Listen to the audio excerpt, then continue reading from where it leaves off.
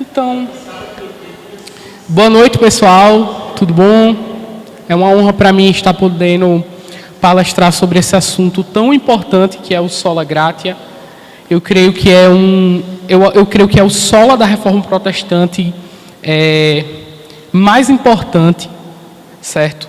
Porque não existe nada mais importante que a salvação do homem depois que o pecado entrou no mundo. Então, entender qual é o papel da graça na redenção do homem após a queda, certamente é a coisa mais importante que uma pessoa pode fazer no tocante ao conhecimento dele mesmo, né? Conhecimento de Deus no tocante ao conhecimento dele mesmo. Então, vou dar início aqui à palestra, certo? E eu vou começar com uma breve definição do Sola Gratia. É interessante que esse tema do Sola Gratia, ele acabava sendo um dos temas que mais causava polêmica na hora que os reformadores se pronunciavam a respeito deles. Você vai encontrar muitos registros de embates de reformadores com algumas pessoas do meio católico romano a respeito desse tema, do Sola Gratia. O Sola Gratia, ele pode ser definido corretamente como a doutrina que ensina que a salvação do homem vem da graça somente. Tudo o que se refere à salvação no homem vem da graça de Deus, somente a graça. E é interessante notar que, no tocante a essa doutrina,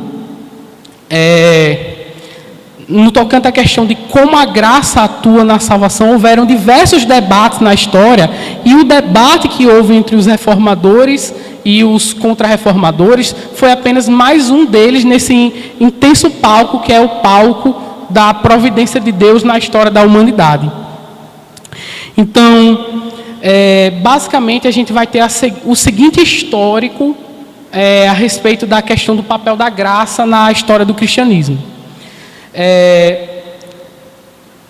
Calvino, ele reconhece que alguns pais da igreja, especialmente os pais gregos, os pais orientais, eles davam uma ênfase exagerada à vontade humana. Como vocês podem ver, Calvino escreveu: os pais gregos, dentre os outros pais, e especialmente João Crisóstomo, se excederam ao superestimar os poderes da vontade humana. Praticamente todos os teólogos, com exceção de Agostinho, eram confusos, vacilantes e contraditórios neste assunto. Então, Calvino, que era um leitor assíduo dos pais da igreja, Calvino era humanista, ele lia os pais da igreja direto do original.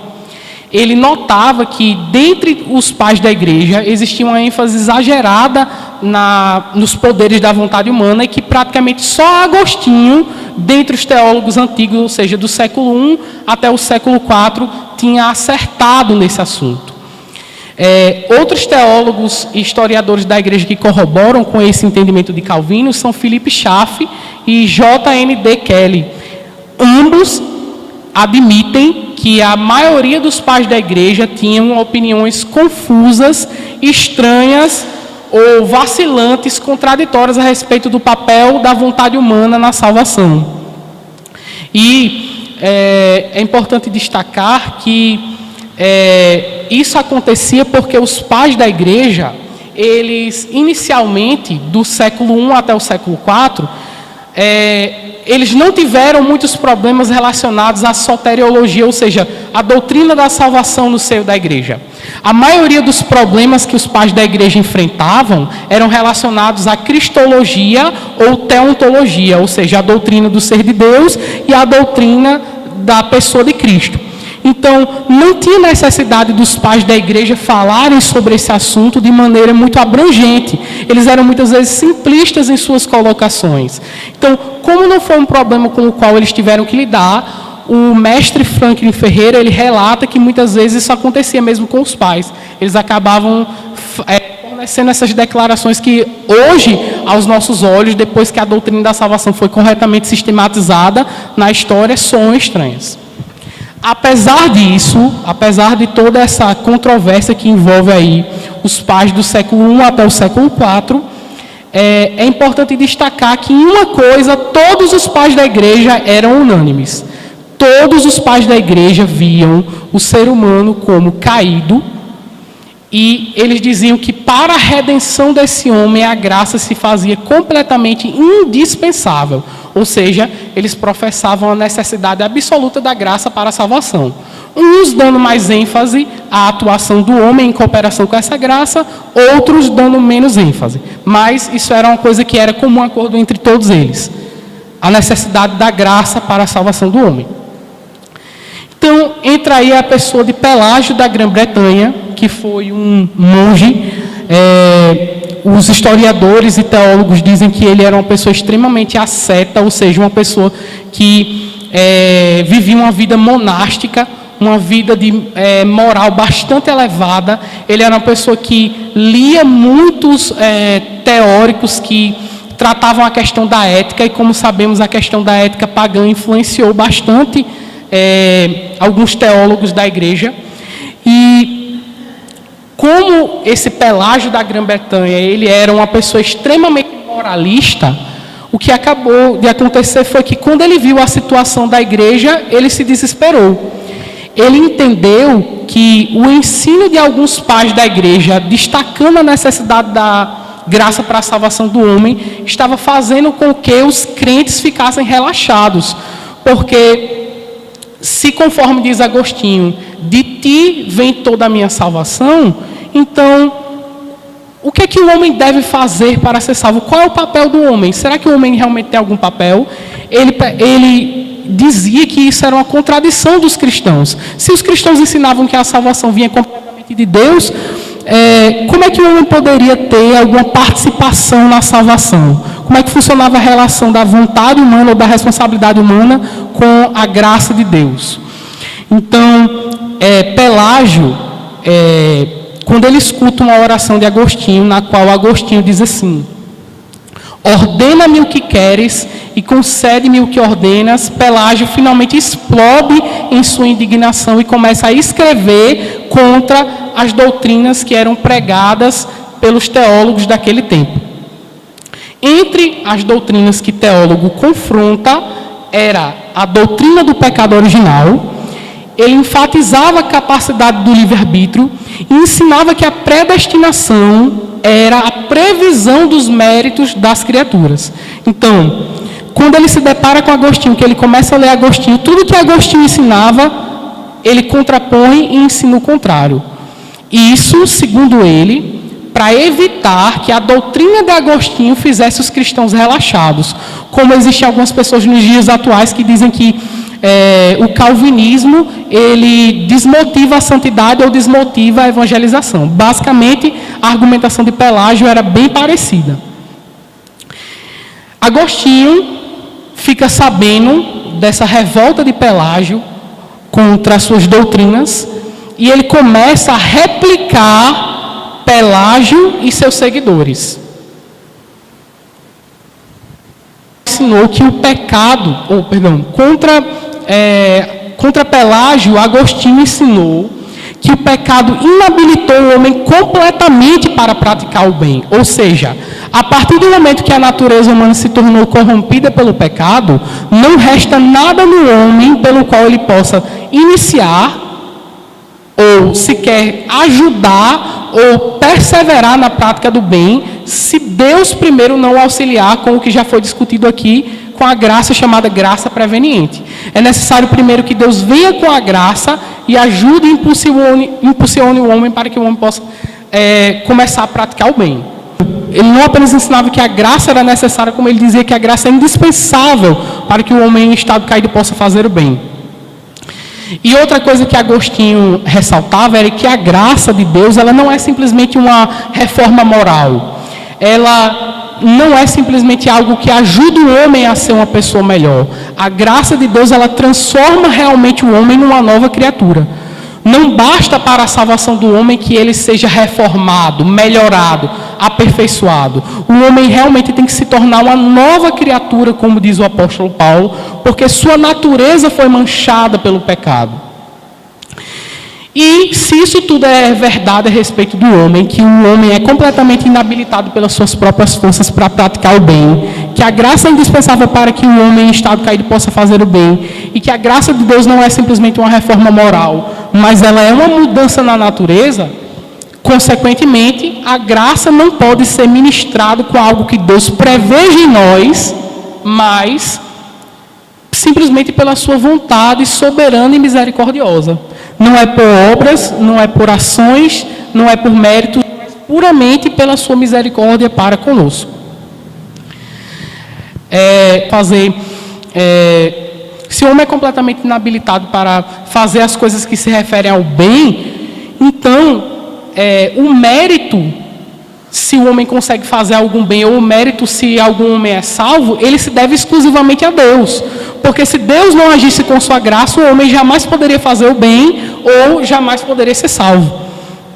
Então, de forma alguma, a graça ela poderia ser ministrada de acordo com algo que Deus prevesse em nós, seja obras, ações, méritos, mas as obras, ações e méritos que nós temos, eles na verdade são frutos da graça.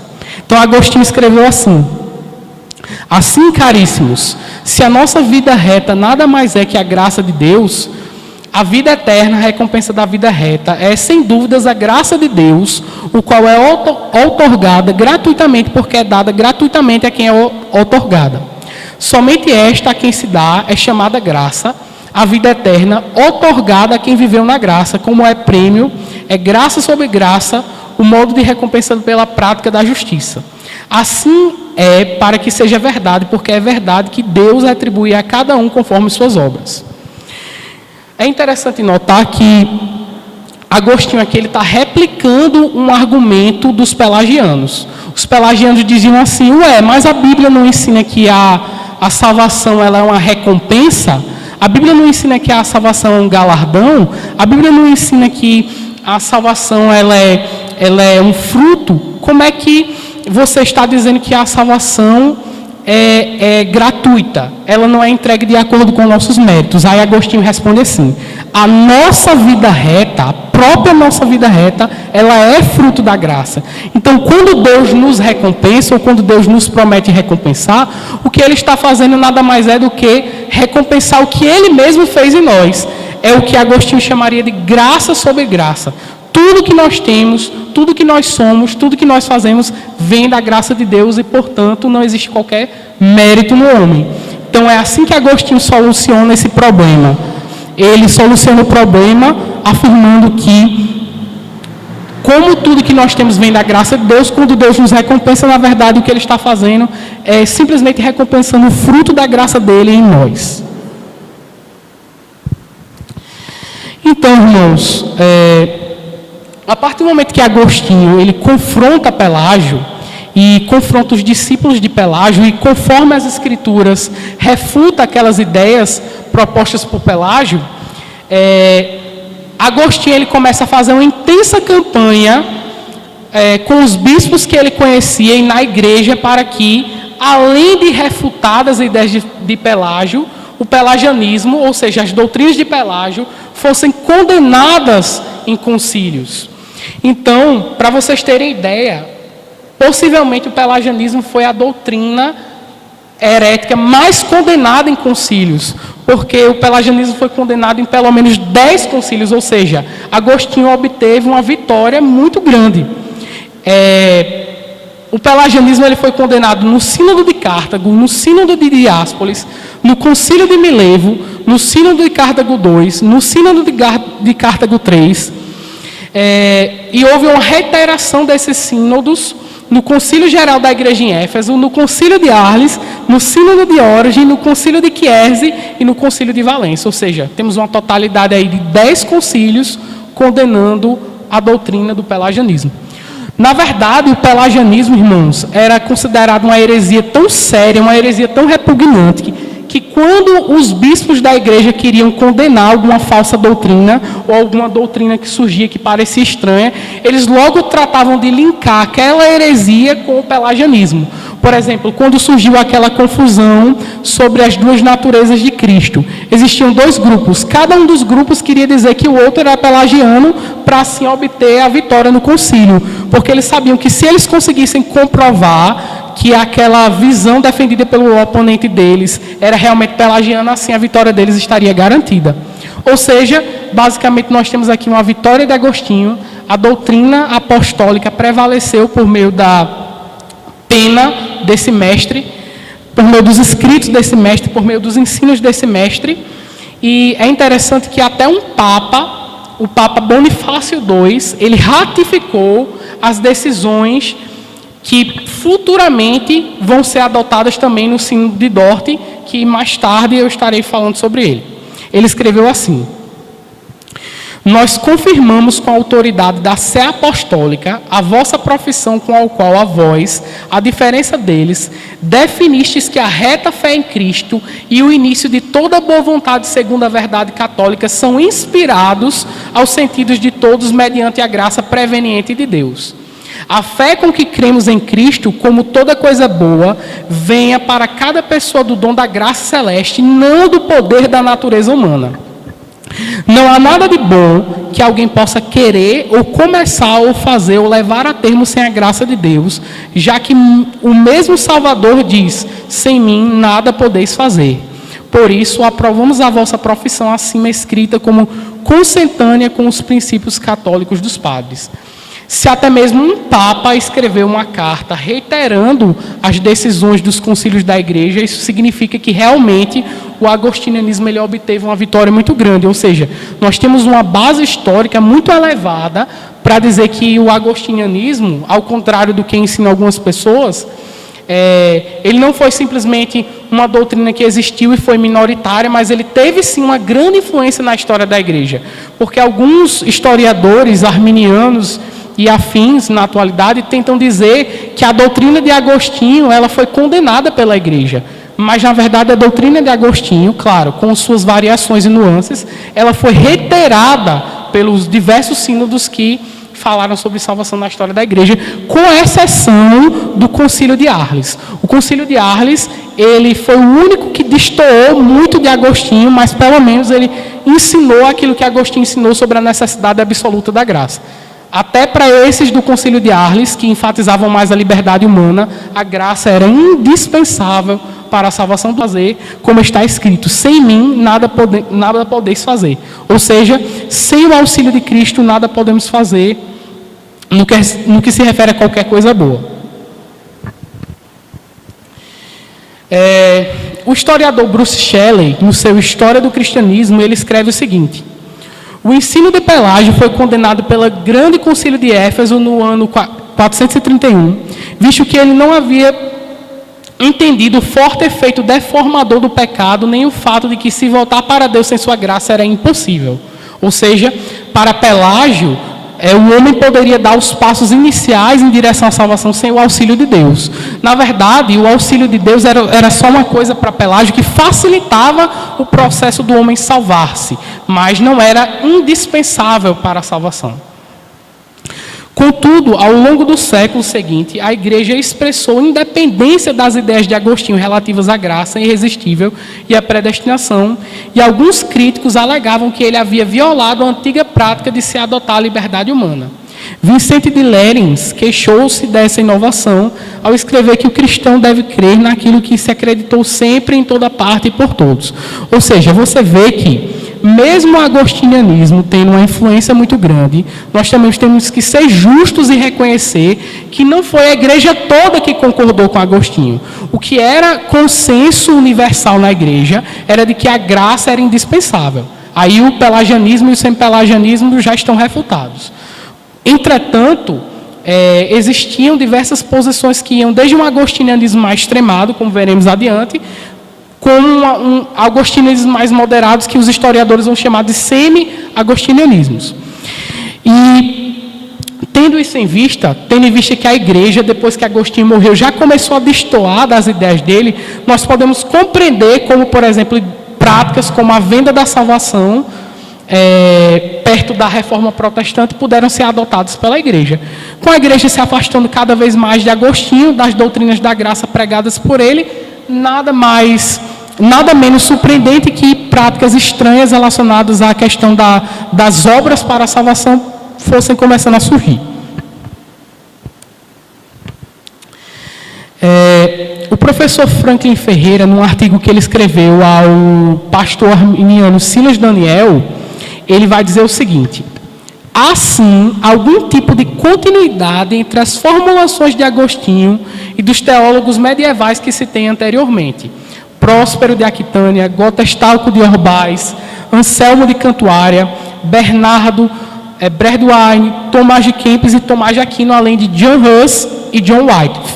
Ou seja, aqui, Franklin Ferreira, ele, como mestre, ele nos traz informações importantes a respeito de diversos homens que foram extremamente influentes na teologia medieval, e todos eles expressavam algum tipo de agostinianismo nas suas formas mais moderadas ou extremadas.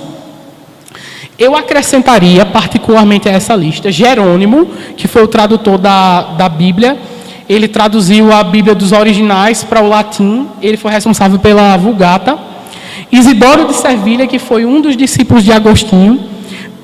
Pedro Lombardo, que escreveu uma sistemática teológica que era lida em praticamente todos os seminários da sua época. Duns Scott e Gregório de Rimini. Todos esses teólogos que eu mencionei poderiam estar tranquilamente na lista que o professor Franklin Ferreira enumerou.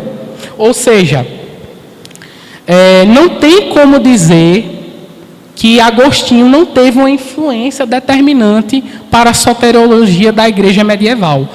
Tanto porque a igreja em peso nos concílios apoiou as doutrinas agostinianas, como diversos homens influentes, os nomes principais da teologia medieval todos eram de orientação agostiniana. E, portanto, defendiam a indispensabilidade da graça, a necessidade absoluta da graça, o estado caído do homem, a inabilidade completa do homem para fazer o bem sem o auxílio de Deus, a predestinação incondicional, enfim. O padre Garrigou Lagrange, que ele é um dos maiores medievalistas do século XX, ele escreve claramente que a posição majoritária no meio escolástico, e até um pouco anterior ao escolasticismo, pré-escolasticismo, era de que Deus predestinava sem levar em consideração os méritos das criaturas. Padre Garrigou Lagrange, ele é tomista, grande comentarista de Santo Tomás. Então, irmãos, saindo um pouco da patrística e da pré-escolástica e adentrando agora na época da Reforma Protestante, na época da pré-reforma e na época da contra-reforma, nós vamos ter digamos assim, um aumento de complexidade na questão. Porque as discussões do passado eram se a graça era necessária ou não. Agora, a discussão não é sobre se a graça é necessária ou não. Todo arminiano vai dizer para você que a graça é necessária. Todo molinista ou jesuíta, ele vai dizer para você que a graça é necessária. Agora, a discussão é sobre como a graça atua na salvação do homem. Qual é o papel da graça na salvação do homem? Como ela vai operar na nossa natureza? E aí a gente vai ter duas posições diferentes, que é onde entra a questão de que muitos católicos querem passar a imagem da Igreja Católica como algo extremamente uno, quando na verdade não existe essa unidade fantasiosa e até mesmo utópica que eles ensinam que há. Existiam duas posições, como eu comentei com os irmãos: a posição tomista, que foi seguida pelos calvinistas, e a posição arminiana, que tinha como base os ensinos da ordem dos jesuítas. E aí eu vou expor para os irmãos a diferença entre ambas as visões e começar a tratar com alguns teólogos expoentes das visões de ambos. Por que eu quero destacar isso? Porque, por exemplo, um arminiano, ao se deparar com um católico tomista, o católico tomista pode acusar ele de ser pelagiano. Reparem a complexidade da situação. Um católico tomista acusando um protestante de ser pelagiano. Isso poderia ter acontecido na época. Por quê? O ensino de um tomista a respeito da necessidade da graça para a salvação e da predestinação difere muito do ensino do arminiano. E vice-versa, pode acontecer, por exemplo, um calvinista pode se deparar com um católico romano que não seja tomista e ter mais dificuldades para lidar com ele. Inclusive, o teólogo e historiador Alexander Hodge, que é filho de Charles Hodge, ele é comentarista dos símbolos de fé de Westminster, tem alguns livros dele traduzidos. No livro Esboços de Teologia, ele vai deixar bem claro que, se nós vemos tantos absurdos relacionados à doutrina na salvação, a doutrina da salvação na Igreja Católica nos dias atuais, é exatamente porque os jesuítas foram a maioria nos concílios de toda a Igreja do século XVI para cá. Então, é por causa dos jesuítas que nós tivemos tantas complicações. Você vê que a maioria dos debates escarniçados que os reformadores tiveram com católicos romanos eram com pessoas ou da ordem jesuíta de fato, ou que tinham ideias correlatas a essa ordem dentro da Igreja Católica. Enfim, passando para discutir as posições. Primeiro, nós temos a posição tomista calvinista. A posição tomista calvinista, ela é definida como pré-concurso físico. O que é isso?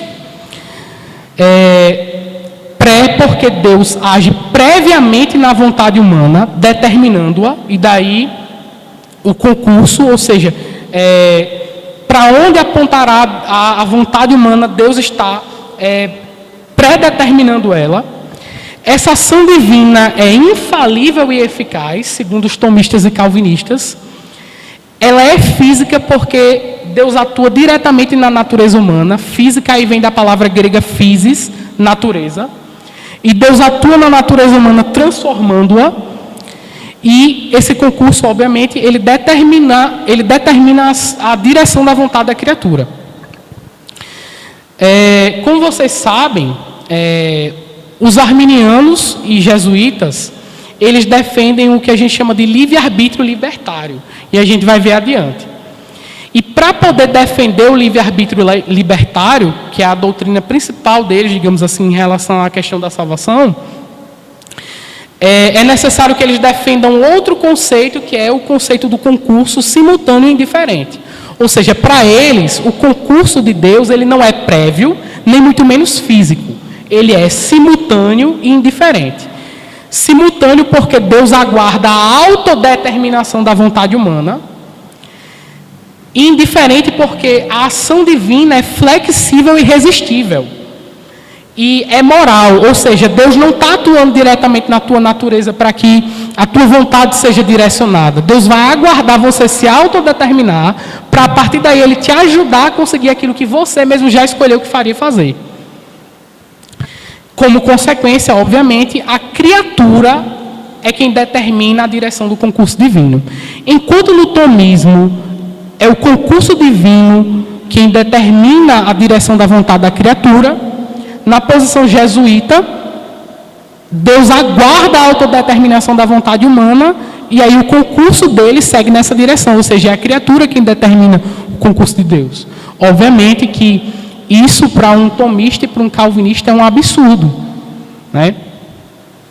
Então vamos a algumas citações. William Lane Craig ele escreveu: uma análise indiscutivelmente melhor da liberdade libertária vê sua essência na ausência de determinação causal da escolha de uma pessoa, independente da própria atividade causal da pessoa. A noção de liberdade libertária exclui a hipótese de que Deus determine como devemos escolher livremente. Nós, calvinistas e os tomistas, ensinamos que Deus ele determina como as criaturas irão agir livremente. Não é uma determinação que viola a liberdade humana, mas apenas a direciona e a conduz para os propósitos dele. Mas para um molinista como William Lane Craig, a liberdade libertária, ou seja, a liberdade para ser realmente liberdade, ela não pode incluir a hipótese de que Deus determine como nós vamos escolher livremente. Então, ou seja, é a criatura quem determina para onde o concurso vai. Deus não pode predeterminar por seu concurso a direção da vontade da criatura. Jacó Armínio, ele escreveu o seguinte nas obras dele: a providência divina não determina o livre-arbítrio. Além disso, ele vai dizer assim: a colaboração da própria vontade com o querer é a causa concomitante, determinando assim o querer com a própria vontade, por um ato que não é anterior, mas simultâneo, como expressam os próprios acadêmicos. Interessante que aqui no original, no inglês, a palavra traduzida por acadêmicos é scholars, que na verdade deveria ser traduzida melhor por escolásticos mesmo. Aqui Armínio está fazendo referência aos ensinos escolásticos. E é interessante que ele vai dizer que a providência de Deus não determina o arbítrio e que não é anterior, mas simultâneo à vontade da criatura. Ou seja, Deus aguarda a vontade de se autodeterminar para aí o concurso dele agir com a vontade da criatura. Outro maulinista, aí um jesuíta agora, vai dizer o seguinte: os primeiros auxílios divinos não são moções prévias ou pré-moções, como se ensina no tomismo, mas sim moções simultâneas, versáteis e indeterminadas em si mesmos e determináveis pela criatura. Ou seja, o concurso que Deus oferece a Deus, o modo de agir da graça é ela chegar de forma simultânea, versátil e indeterminada, e a criatura determinar para onde ela vai. A criatura pode resistir ou pode cooperar e aí permanecer pela sua cooperação nessa graça. E por fim, é claro, Luiz Molina, que ele vai dizer assim: nós não dizemos que o concurso universal de Deus determina a vontade a dar consentimento, mas que, pelo contrário, o influxo particular do livre-arbítrio determina o concurso universal de Deus. Reparem a expressão que Molina usa: o influxo particular do livre-arbítrio determina o concurso universal de Deus. Essa é a consequência de você defender uma liberdade libertária, um concurso simultâneo e indiferente. O concurso de Deus, ou seja, a ação de Deus dirigindo a história da humanidade, é determinado pelo livre-arbítrio das criaturas. Claro que, como eu já mencionei, nem os tomistas, nem os calvinistas iam deixar barato escutando esse tipo de coisa. Então aí vem a réplica tomista reformada.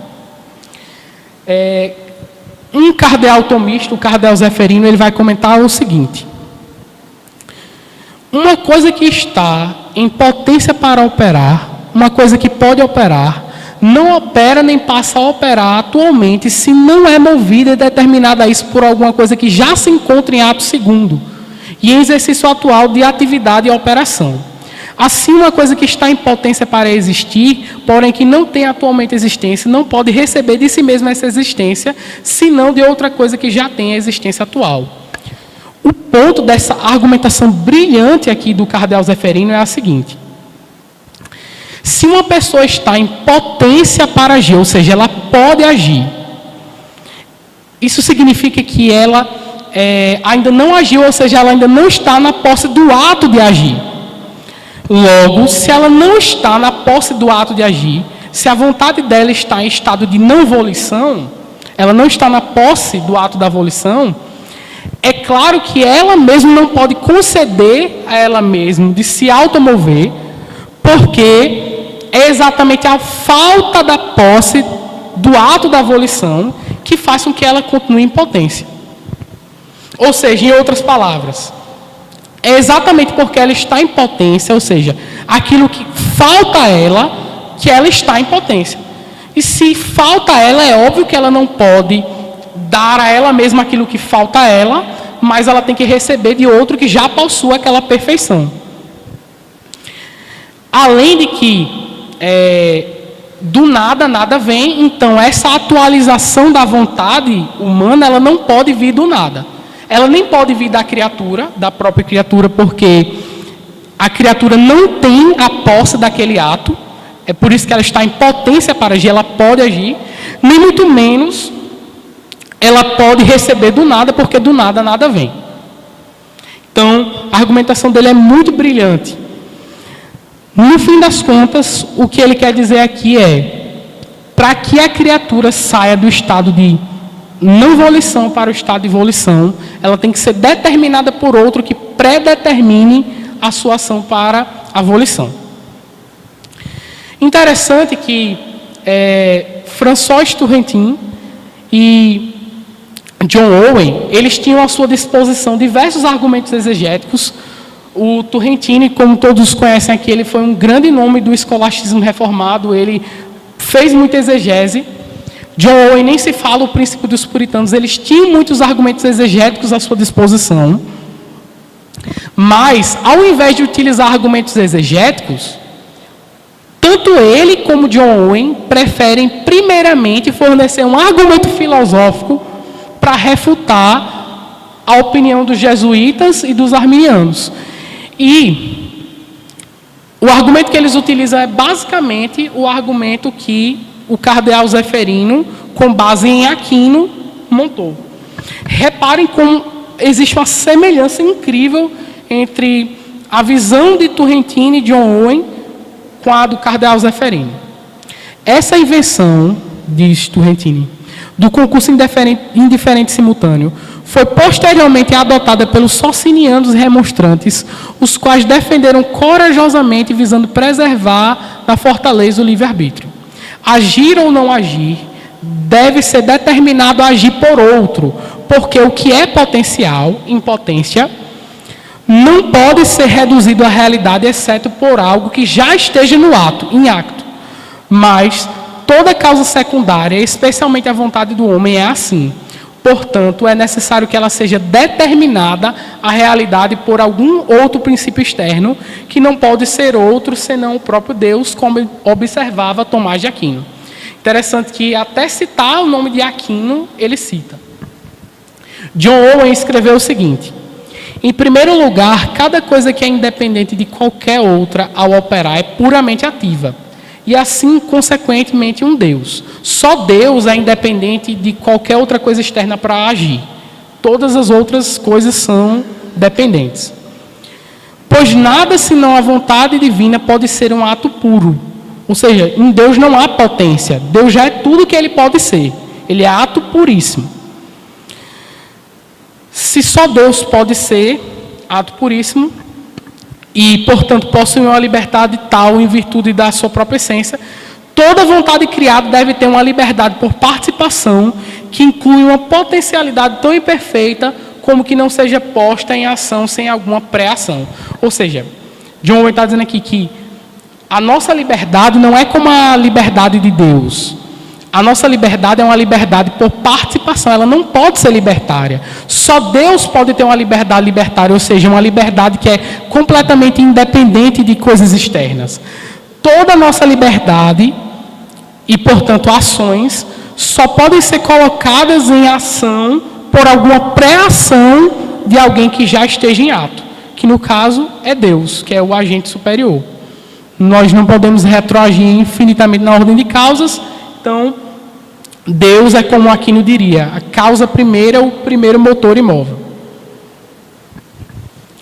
Enfim, resumindo aqui, para um jesuíta e para um arminiano, não basta apenas a ação de Deus sobre o homem. A ação de Deus sobre o homem não garante que o homem vai ser salvo. O que garante que o homem vai ser salvo ou não é a decisão livre da criatura, não causada, não pré-determinada, de cooperar com o concurso de Deus. A graça age, portanto, de forma indiferente e simultânea. Já para os tomistas e calvinistas, a graça,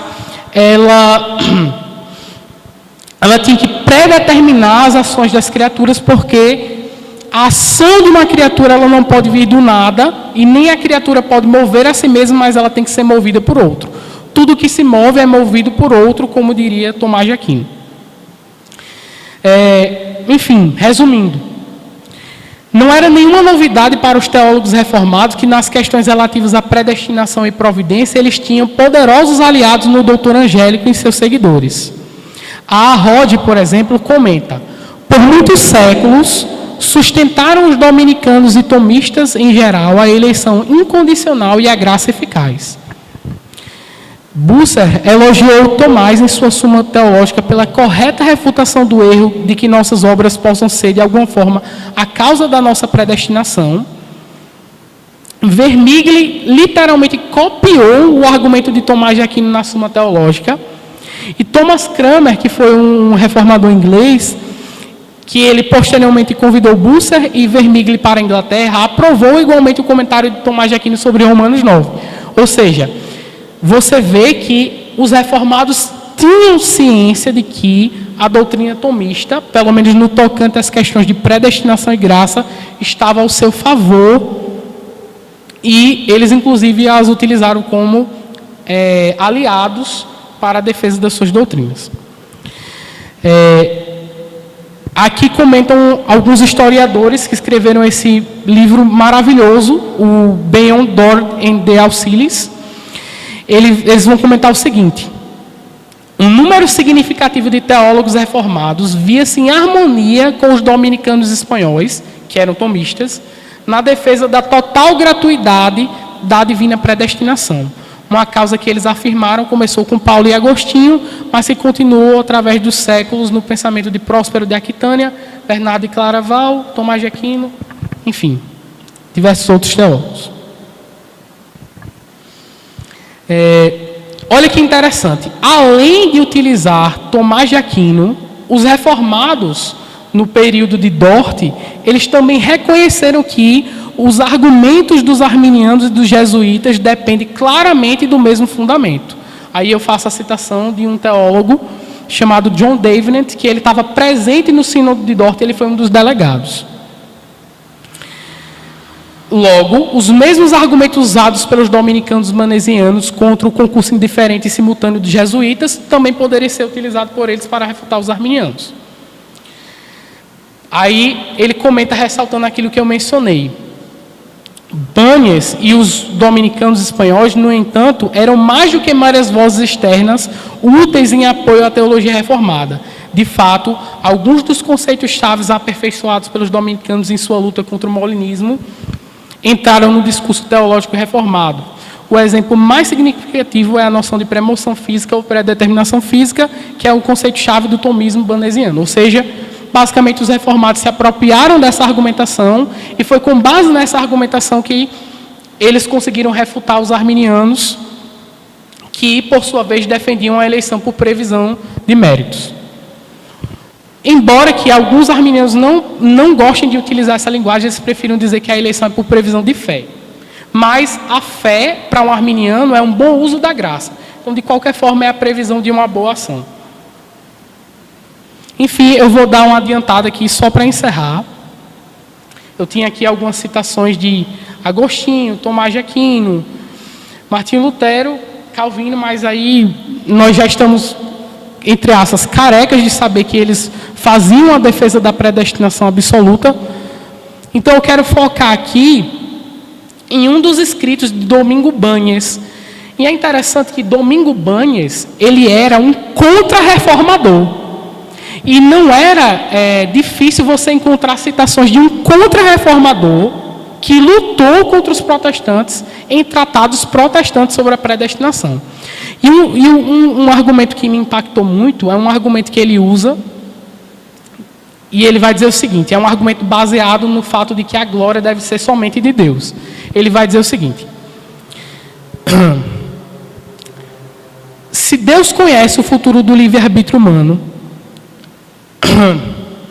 e ele se baseia nisso para predestinar, certamente segue-se que a predestinação divina pela qual Deus nos predestinou à adoção de filhos de Deus suscita mais louvor à nossa própria vontade do que louva a glória da graça de Deus, pois nesse caso sua graça não tiraria sua eficácia do propósito da vontade divina, mas da nossa própria liberdade. Ou seja, um dos argumentos que Banhes colocou aqui é o seguinte: se a predestinação de Deus ela depende da previsão de Deus de quem vai usar bem ou não a graça, então, na verdade, a predestinação ela suscita mais glória à vontade das criaturas que do próprio Deus.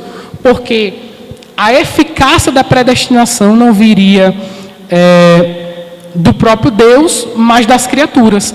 Porque no molinismo e no arminianismo, quem faz o concurso ser eficaz ou não para a salvação é a própria criatura. Então, achei muito interessante esse argumento. E é interessante notar que não somente essas citações aqui dele, como citações de diversos outros textos dele, apareciam geralmente nos tratados de reformados da época sobre a questão da predestinação. Então, eu vou aqui brevemente comentar um texto que eu acho que é o texto mais forte, porque já o tempo já está encerrando, infelizmente. O texto mais forte para defender a visão calvinista de que o concurso ele tem que ser prévio e ele tem que ser determinante, que é o texto que se encontra em Filipenses capítulo 2, o versículo 13, onde Paulo vai dizer o seguinte: porque Deus é quem opera em vós, tanto o querer como efetuar, segundo a sua boa vontade.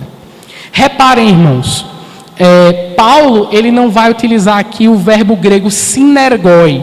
Se Paulo quisesse, ele poderia muito bem ter utilizado o verbo grego aqui sinergoi, que é de onde vem a palavra sinergia. Paulo aqui utiliza o termo energoi, ou seja, é uma operação que não depende de cooperação. É uma energização que não depende de cooperação. Energoi tem o sentido de você iniciar uma mudança de estado e garantir a concretização dessa mudança de estado. Então, quando Paulo diz aqui, Deus é quem opera, Paulo está falando de uma ação divina que garante com que aquilo que Deus quer que seja efetuado, será efetuado. Se Paulo ele quisesse aqui utilizar o termo sinergia, ele teria utilizado, mas não é o termo que Paulo utiliza aqui. Paulo é bem claro em dizer que Deus é quem opera em vós, tanto querer como efetuar segundo a sua boa vontade. Para uma pessoa que defende o concurso simultâneo e indiferente ser consistente, ela não poderia dizer que acredita nesse texto. Porque para uma pessoa que defende o concurso simultâneo e indiferente, não é Deus quem opera em nós o querer e o efetuar. O querer, quem opera, é a criatura em cooperação com Deus. Ou seja, aqui Paulo teria que ter escrito com sinergoi e não com energoi. Outro texto, e agora já vou estar encerrando, é o texto de Hebreus 1, capítulo 3, onde ele vai dizer o seguinte, o escritor aos Hebreus: o qual, sendo o resplendor da sua glória e a expressa imagem da sua pessoa, sustentando feron, é o verbo grego aqui utilizado, todas as coisas pela palavra do seu poder, havendo feito por si mesmo a purificação dos nossos pecados, assentou-se à destra da majestade nas alturas. O verbo que Paulo utiliza aqui para sustentando não é uma mera conservação, como se Deus simplesmente garantisse a existência e ficasse observando passivamente o que vai acontecer. O verbo feron no Novo Testamento, ele tem o sentido de conduzir, levar. E nós podemos observar esse uso no Novo Testamento quando nós vemos versículos como, por exemplo, sua cabeça foi trazida, feron, é o verbo utilizado aí, em um prato. Eles trouxeram feron, o paralítico, até ele. E quando iam levando, tomaram certo Simão Cirineu, que vinha do campo, e puseram-lhe a cruz às costas, para que levasse feron a cruz após Jesus. Veja que em todos esses textos, a palavra feron, ela não significa uma mera conservação, uma mera sustentação, uma sustentação inerte, mas é uma sustentação de condução, movimentação. Há algo aqui que está sendo carregado, levado. É assim que a vontade de Deus atua em nós. A vontade de Deus atua em nós não apenas sustentando e esperando para ver o que é que a gente vai fazer. A vontade de Deus em nós nos carrega para o cumprimento dos seus propósitos. Como a Bíblia diz, Ele opera todas as coisas conforme o conselho da sua vontade. Ele opera tudo em todos. Ele tem o controle sobre as decisões dos homens. Enfim, se Deus, Ele tem o controle absoluto sobre as ações dos homens, se a ação de Deus no homem com a graça é predeterminante e é infalível, necessariamente aquilo que nós fazemos, todas as nossas ações, na verdade, são de Deus e, portanto, Deus não nos predestina com base nisso. É a predestinação de Deus que garante com que faremos boas ações, e não as nossas boas ações que são a causa da predestinação. As nossas boas ações são o efeito da predestinação divina, da predeterminação de Deus, não são a causa. Então, pessoal, Eu gostaria de ter mais tempo, claro, para tratar sobre esse assunto com vocês.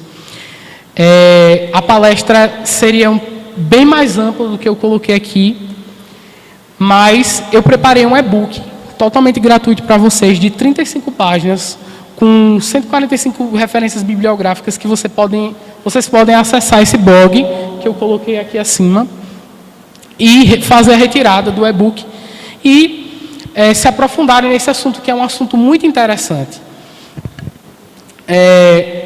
O objetivo dessa palestra é mostrar para vocês que esse papo que a Igreja Católica vem, de que a Igreja Católica é una completamente, que não há uma discordância doutrinária, que não há nuances dentro da Igreja Católica, isso é falso. A Igreja Católica é tão diversificada, ou até mais diversificada que o protestantismo. E nós devemos olhar para a teologia católica não como quem observa um bloco uniforme, como quem observa um bloco multiforme, e que nós possamos fazer assim como os reformadores, utilizar aquilo que os católicos romanos escreveram de bom para fazer as defesas das nossas doutrinas. Então é isso. Um católico bem estudado, ele vai defender a necessidade absoluta da graça para a predestinação, e ele vai compreender que a predestinação não é baseada em méritos, mas na graça absoluta de Deus.